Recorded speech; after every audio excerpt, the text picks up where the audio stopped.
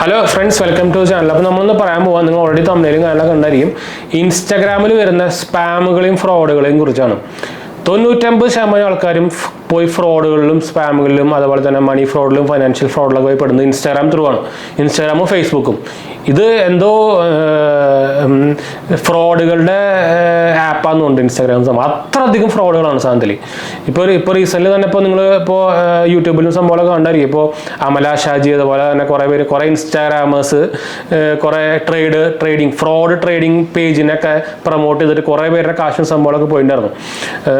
Trading pages ആണ്, ആപ്പാണെങ്കിൽ പിന്നെയും പോട്ടെ. ഈ പേജസിനൊക്കെയാണ് അതിൽ കുറേ പേര് എടുത്ത് പറയുന്നത് ഗവൺമെൻറ് അപ്രൂവ്ഡ് പേജ് ആണ്. അതെന്ത് സംഭവം എന്ന് എനിക്കറിയില്ല, അത് അവർക്ക് തന്നെ അറിയുള്ളൂ എന്താ സാധനം എന്ന് വെച്ചാൽ. 10 പൈസക്ക് വിവരമില്ലാണ്ട് ഇങ്ങനത്തെ ആൾക്കാർ ആ സാധനങ്ങളൊക്കെ പ്രൊമോട്ട് ചെയ്ത് എന്തും കണ്ട് കുറേ പേര് പോയി ചാടുന്നുണ്ടല്ലോ എന്ന് ഞാൻ ആലോചിക്കുന്നത്.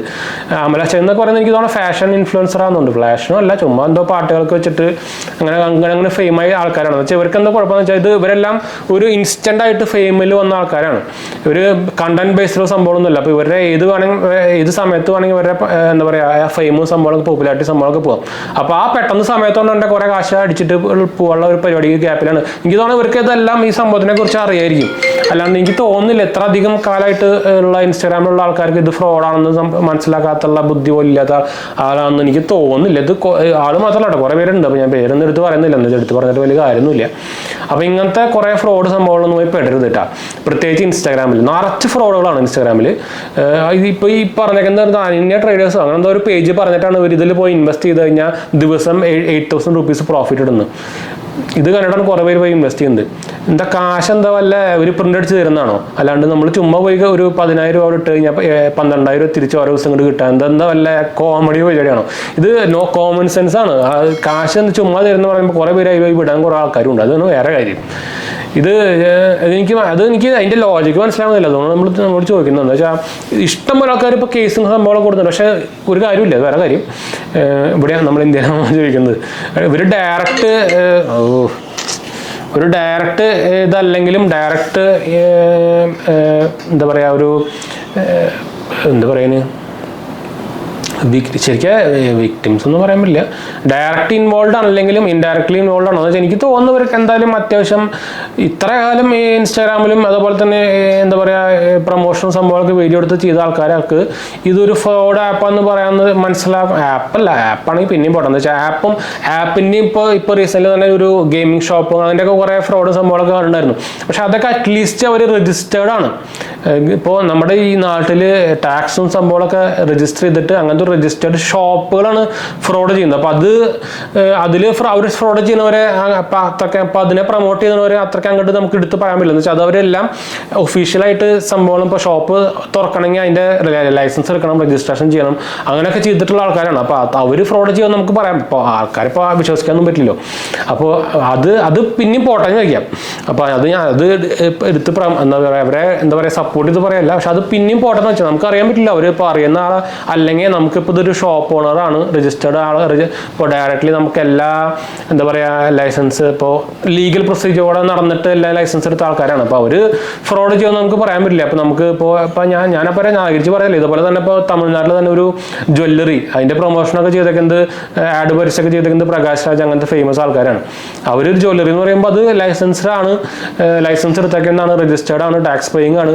ഇവരാണ് ഫ്രോഡ് ചെയ്തത്. അവരൊരു ദിവസം അടച്ചുപൂട്ടിപ്പോയി, കാശെല്ലാം എടുത്തിട്ട് അവർ അടച്ചുപൂട്ടിപ്പോയി. അപ്പോൾ പക്ഷെ അത് ഡിഫറെൻ്റ് ആണ്.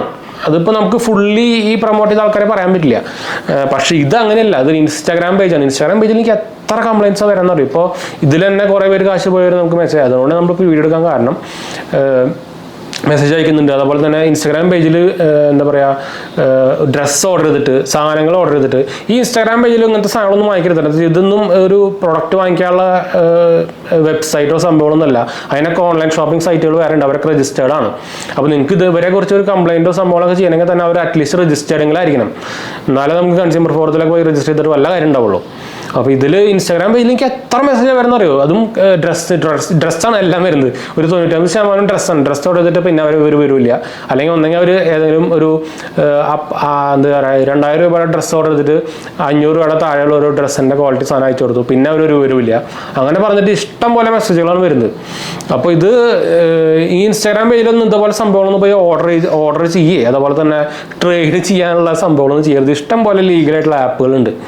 എനിക്കത് മനസ്സിലാവാത്തത്. ഇതൊക്കെ ഇത്രയും ആൾക്കാർ പെടുന്നുണ്ടല്ലോ ഇവരൊക്കെ പറയുന്നത് കേട്ടിട്ടാണ് ഞാൻ ആലോചിക്കുന്നത്. നിങ്ങളൊരു ഫൈനാൻഷ്യൽ സംഭവങ്ങളൊക്കെ ചെയ്യുന്നുണ്ടെങ്കിൽ അതിൽ സ്പെഷ്യലൈസ് ചെയ്ത് കഴിഞ്ഞാൽ അതിൽ മാത്രം ചെയ്യുന്ന ആൾക്കാരുടെ വീഡിയോസ് കാണാം. എന്നിട്ട് പോയിട്ട് അറ്റ്ലീസ്റ്റ് എന്തെങ്കിലും ചെയ്യാം. അതും നിങ്ങളുടെ റിസർച്ച് സംഭവങ്ങളൊക്കെ പിന്നിൽ വേണം. അതിൻ്റെ പിന്നിൽ ഇപ്പോൾ ഈ അമല ഷാഹി എന്നൊക്കെ പറയുന്നത് എനിക്ക് ഇവരൊക്കെ കണ്ടിട്ട് കണ്ടിട്ടാണ് ആൾക്കാർ 1,50,000 2 ലക്ഷം ഇട്ട ആൾക്കാർ പോയ ആൾക്കാരുണ്ട്. എനിക്കത് മനസ്സിലാവുന്നില്ല. അതുകൊണ്ട് എനിക്ക് അതിൻ്റെ ലോജിക്ക് മനസ്സിലാവുന്നില്ല. ഒരു കോമൺ സെൻസ് ഉണ്ടെങ്കിൽ അത് മനസ്സിലാവുന്നേ ഉള്ളൂ. 5,000 ഇട്ട് കഴിഞ്ഞാൽ 12,000 ഡെയിലി തിരിച്ചു തരാമെന്ന് പറയുമ്പോൾ തന്നെ കോമൺ സെൻസ് ആണ്.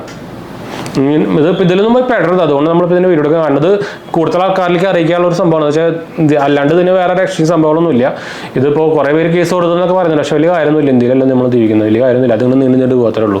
അതിൻ്റെ പിന്നാലെ നടന്ന് ആ കേസ് നടത്താനുള്ള കാശ് പോകുന്നുള്ളൂ. അതുകൊണ്ട് വേറെ കാര്യമൊന്നും നടക്കാൻ പോകുന്നില്ല ഇതിൻ്റെ പിന്നാലെ. അപ്പോൾ ബൈ, അത്രേ ഉള്ളൂ. അടുത്ത വീഡിയോ കാണാം. ബൈ.